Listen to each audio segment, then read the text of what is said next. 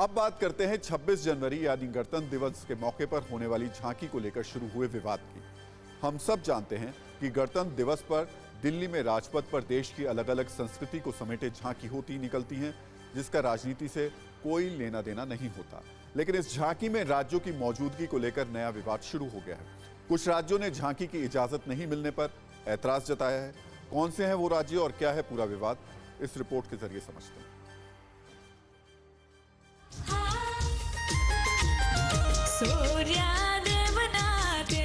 गणतंत्र दिवस पर दुनिया भारत का गौरव देखती है।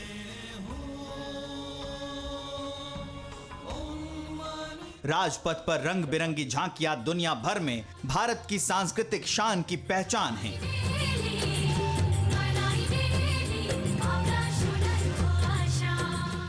झांकियों के जरिए विविधता में एकता की सामाजिक और सांस्कृतिक झलक दिखती है।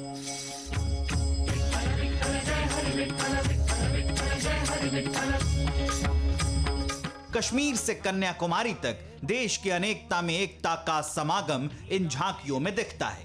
योगी कौन है?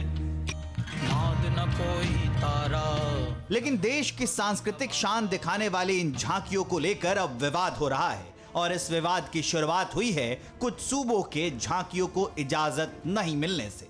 तय प्रक्रिया के तहत रक्षा मंत्रालय की कमेटी ने इस साल गणतंत्र दिवस समारोह के लिए झांकियों का चयन फाइनल कर दिया है। मंत्रालय को झांकियों के लिए 56 प्रस्ताव मिले थे। उनमें से 21 प्रस्तावों को फाइनल किया गया। 12 झांकियों राज्यों और केंद्र शासित प्रदेशों की हैं, जबकि 9 झांकियां केंद्र की संस्थाओं और दूसरी संस्थाओं से जुड़ी हैं। झांकियों के प्रस्ताव को मंजूरी मिलने के बाद पश्चिम बंगाल की सीएम ममता बनर्जी, तमिलनाडु के सीएम एम.के. स्टालिन ने पीएम मोदी को चिट्ठी लिखी है। चिट्ठी में अपने सूबे की झांकी को गणतंत्र दिवस परेड में शामिल नहीं किए जाने को लेकर नाराजगी जताई गई है। नेताजी को लेके राजनीति नहीं होना चाहिए और ये जो प्रपोजल है स्टेट गवर्नमेंट का, इसमें कोई पॉलिटिकल कलर हो तो अलग बात है, अगर पॉलिटिकल कलर नहीं हो तो फिर किस कारण रिजेक्ट हुआ है ये एक्सपर्ट कमेटी को बताना चाहिए, देश को बताना चाहिए। तो पश्चिम बंगाल, तमिलनाडु और केरल जैसे राज्यों ने गणतंत्र दिवस समारोह के लिए झांकियों के चयन पर सवाल उठाए हैं। इन सवालों में कितनी सच्चाई और कितनी राजनीति है, जानने के लिए आपको एक आंकड़ा जानना जरूरी है। चूंकि सवाल चयन प्रक्रिया को लेकर उठ रहे हैं, इसलिए आपके ये जानना जरूरी है कि मौजूदा चयन प्रक्रिया के मुताबिक ही पश्चिम बंगाल की झांकी को साल 2016, 17, 19 और 21 में गणतंत्र दिवस समारोह में शामिल किया गया था। इसके अलावा केरल की बात करें तो इसी प्रक्रिया के तहत 2018 और 2021 में केरल की झांकी को गणतंत्र दिवस समारोह में शामिल किया गया था। तमिलनाडु की झांकी को मौजूदा चयन प्रक्रिया के तहत ही 2016, 17, 19, 20 और 21 में गणतंत्र दिवस समारोह में शामिल किया गया था। आपको यह भी याद रखने की जरूरत है कि इस साल झांकियों के लिए कुल 56 प्रस्ताव मिले थे, लेकिन गणतंत्र दिवस समारोह में समय और विविधता का ख्याल रखते हुए सिर्फ 21 प्रस्तावों को मंजूरी दी गई। इसलिए अब सवाल उन लोगों पर है जो चयन प्रक्रिया पर सवाल उठा रहे हैं। गणतंत्र दिवस के लिए राजपथ पर देश का गौरव दिखाने वाली झांकियों का चयन कैसे होता है, इसकी जानकारी भी आपके लिए जरूरी है। इस जानकारी के बाद ही आप पुख्ता तौर पर फैसला कर पाएंगे कि क्या वाकई झांकियों के चयन में कोई दखल होता है, कोई राजनीति होती है। दरअसल गणतंत्र दिवस समारोह के लिए झांकियों के चयन को लेकर जो प्रक्रिया है उसकी शुरुआत सितंबर के महीने में ही हो जाती है। 16 सितंबर को रक्षा मंत्रालय सभी राज्यों, केंद्र शासित प्रदेशों, केंद्र सरकार और संवैधानिक संस्थाओं को चिट्ठी लिखकर गणतंत्र दिवस समारोह के लिए अपनी झांकियों का प्रस्ताव भेजने के लिए कहा था। चुनाव आयोग और नीति आयोग को भी झांकियों के लिए चिट्ठी लिखी गई थी।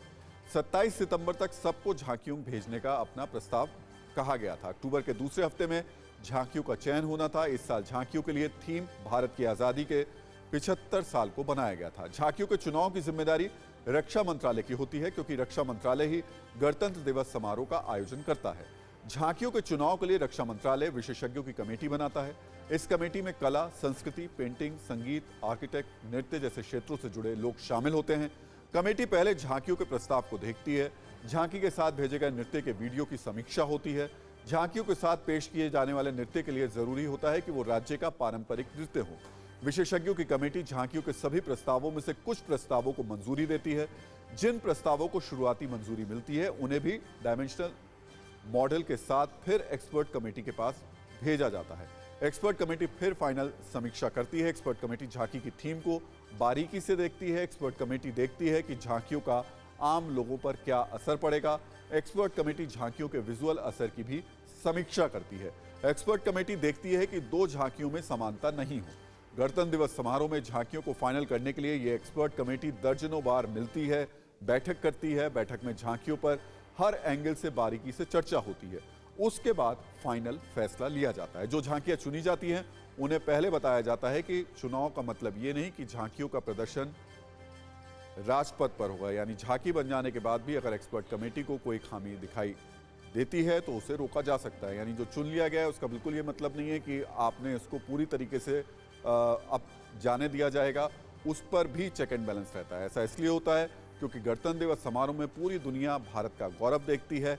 जाहिर है इसमें कोई खामी कबूल नहीं की जा सकती। राष्ट्र गौरव से जुड़े इस विषय पर राजनीति संभव नहीं, ये अब तक आपको साफ हो गया होगा। इसलिए जरूरी है कि नेता भी ऐसे मुद्दों पर राजनीति नहीं करें।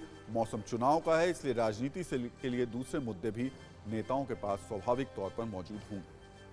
कोरोना धर्म नहीं देखता, जात नहीं देखता, अमीर गरीब ऊंच नीच नहीं देखता। कोरोना सिर्फ मौका देखता है, लेकिन आप उसे मौका मत दीजिए। बस इतना कीजिए, जब कभी दफ्तर से, बाजार से घर लौटिए तो इतना ख्याल जरूर रखिए कहीं आपके साथ कोरोना आपके घर तो नहीं जा रहा। भूलिए मत, कोरोना अभी जिंदा है।